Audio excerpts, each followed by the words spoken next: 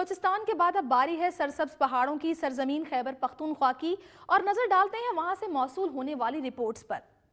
Security forces کی جانب سے ٹانک شہر میں 6 صفحات پر مشتمل جاری پمفلٹ دی وطن آزاد میں پیغام میں بتایا گیا ہے کہ جنوبی وزیرستان میں کثیر رقم کے منصوبوں پر بھی عمل درآمد جاری ہے۔ پیغام کے مطابق حکومت غیور عوام اور پاک فوج کی استقامت اور شجاعت سے جنوبی وزیرستان شرپسندوں سے پاک ہو گیا ہے۔ آپریشن راہ نجات کے بعد حکومت، پاک فوج اور پولیٹیکل انتظامیہ نے علاقے میں موجود سکول، ہسپتال، ڈسپنسریاں اور بجلی کے نظام کو نہ صرف بحال کرنے کا تہیہ کیا بلکہ متعدد ترقیاتی کاموں کی منصوبہ بندی بھی کی گئی ہے۔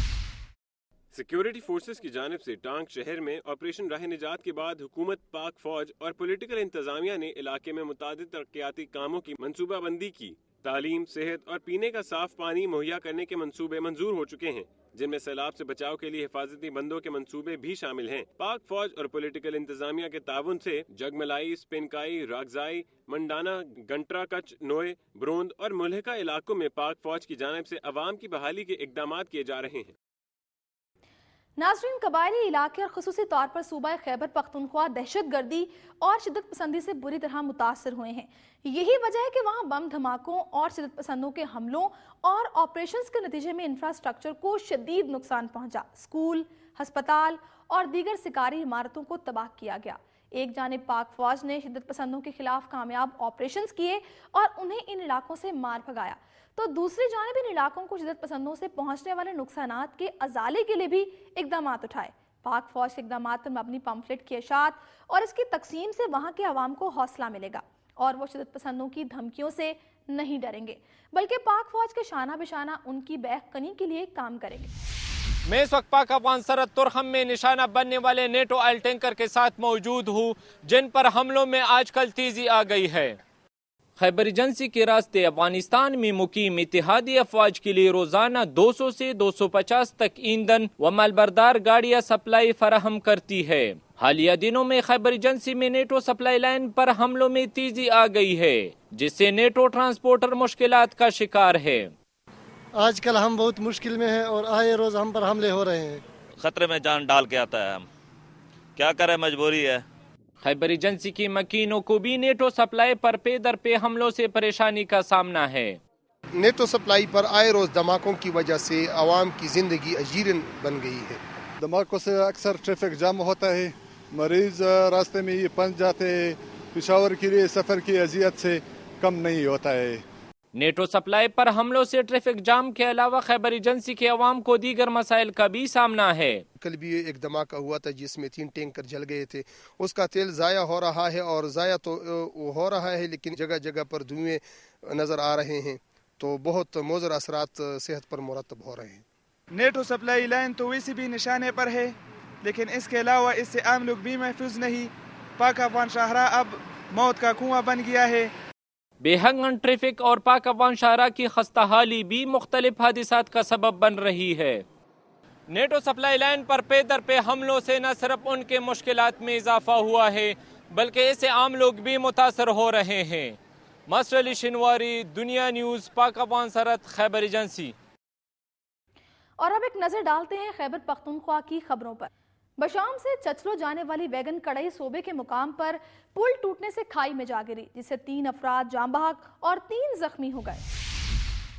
2 زخمیوں کی حالت تشویشناک بتائی جاتی ہے، جنہیں فوری طبی علاج کے لیے ایوب میڈیکل کمپلیکس ایبٹ آباد ریفر کر دیا گیا ہے۔ حادثے میں ڈرائیور افسر خان، سردار علی اور عزیز الرحمان موقع پر ہی جاں بحق ہو گئے، جبکہ زخمیوں میں روح اللہ، جاوید عرف کوکے، حسن شاہ شامل ہیں۔ خیبر پختونخوا کے بعد اب چلتے ہیں کھیتوں کھلیانوں کی سرزمین پنجاب کی جانب اور نظر ڈالتے ہیں صوبہ بھر سے موصول ہونے والی رپورٹس پر۔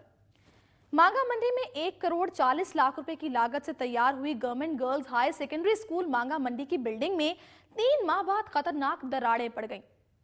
تفصیلات جانتے ہیں اس رپورٹ میں۔ مانگا منڈی میں 1 کروڑ 40 لاکھ روپے کی لاگت سے تیار ہونے والی government girls high secondary school کی عمارت میں 3 ماہ بعد ہی خطرناک دراڑیں پڑنے لگیں۔ اسکول کی نو تعمیر شدہ ہائر سیکنڈری بلڈنگ میں ناقص میٹیریل کے استعمال کی وجہ سے 3 ماہ بعد ہی دراڑیں پڑ گئیں۔ ठेकेदार असगर अवान ने अपना घपला छुपाने के लिए दरारों की मुरम्मत कर दी है, लेकिन स्कूल के प्रिंसिपल ने इस बिल्डिंग में तालिबात को जाने से रोक दिया है। उनका कहना है कि बिल्डिंग किसी वक्त हादसे का सबब बन सकती है। इस बिल्डिंग को तामीर के दौरान बिल्डिंग डिपार्टमेंट और मुशीर वजीर आला पंजाब मलिक मोहम्मद अफजल खोखर MNA ने भी चेक किया, मगर किसी ने कोई एक्शन ना लिया। मैं गवर्नमेंट गर्ल्स मांगा मंडी हाई स्कूल की सीनियर हेड मिस्ट्रेस हूँ, और जैसे ही मैंने चार्ज संभाला तो मैंने देखा कि हमारे स्कूल में हायर सेकेंडरी स्कूल की जो बिल्डिंग बनाई गई है उसका जो मटेरियल है वो बहुत ही नाकिस है। बिल्डिंग में जो है जगह जगह दरारें आ चुकी हैं और वो बिल्कुल इस काबिल नहीं है कि यहाँ बच्चों को बिठाया जाए और तदरीसी अमल शुरू किया जाए। बट ये बना रहे हैं, डेरा बना रहे हैं, जिसकी वजह से ये अब तो ये पहले कम है, बाद में जब ये ओपन हो जाएगा गेट तो हमारे लिए ज्यादा प्रॉब्लम होगी। इधर आई इशफाक साहब आए सलमाना से, उसके बाद SHO साहब आए, उन्होंने बजाय ये हमारी फेवर करने के मुझे थाने में बंद कर दिया। नाज़रीन, महकमे तालीम का तो लगता है कि आवे का आवा ही बिगड़ा हुआ है। हुकूमत पंजाब की जानिब से म्यारी तालीम के फ़रोग के लिए आए रोज़ नित नए मंसूबे मुतारिफ करवाए जा रहे हैं, तो दूसरी जानिब पहले से तैयार मंसूबों का अल्लाह ही हाफिज है। मांगा मंडी में 1 करोड़ 40 लाख रुपए की लागत से तामीर होने वाले हाई स्कूल की इमारत में सिर्फ 3 माह बाद ही दरारें पड़ गई हैं, जो तालिबात के लिए इंतहाई खतरनाक हैं।